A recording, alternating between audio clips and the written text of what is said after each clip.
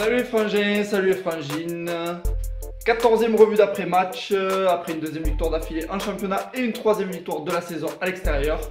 Match important, victoire importante de l'Olympique de Marseille, car dans le même temps Montpellier a fait match nul et Lille a perdu. Ce qui nous rapproche petit à petit de l'objectif podium. Alors c'était pas une victoire flambante, on a joué contre une équipe plutôt faible.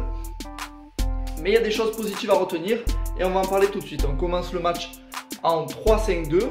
Rudy Garcia avait une nouvelle fois opté pour ce schéma qu'il a adopté il y a maintenant 3 matchs, on ne sait pas trop pourquoi.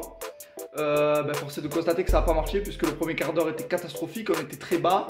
On a l'impression que les joueurs sont un peu perdus dans le système honnêtement. Bien qu'il peut avoir des avantages, mais là c'était vraiment un mauvais début de match. Par contre, ce qu'on peut constater, c'est qu'il a rapidement changé son fusil d'épaule, il n'a pas attendu, il a réagi de suite, on a pris le but, il a vu qu'on n'était pas bien, il repasse en 4-2-3-1 et là on a vu des choses très positives. Le double pivot Sanson-Lopez, plusieurs personnes pensaient que ça allait être léger à la récupération, mais pas du tout. Ils ont gratté beaucoup de ballons et après quand on avait la possession, évidemment c'est des joueurs à l'aise techniquement, donc balle au pied, il n'y a pas de problème là-dessus. On a eu évidemment un Florian Thauvin extraordinaire.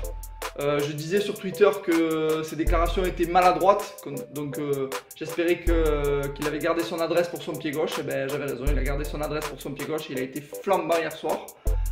J'ai bien aimé Payet aussi, que j'ai trouvé remuant, très disponible, un vrai capitaine.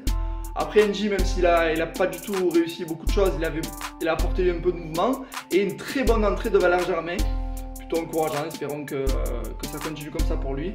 Il n'y a qu'aucun poste que j'ai trouvé un peu inutile offensivement dans ce système. Après derrière, il faut en parler quand même, on avait le retour de Rolando après 6 mois. Il a plutôt tenu la baraque. Rami est sur la lancée de ses derniers matchs, c'est-à-dire plutôt correct. Le seul qui inquiète un peu derrière, c'est Mandanda.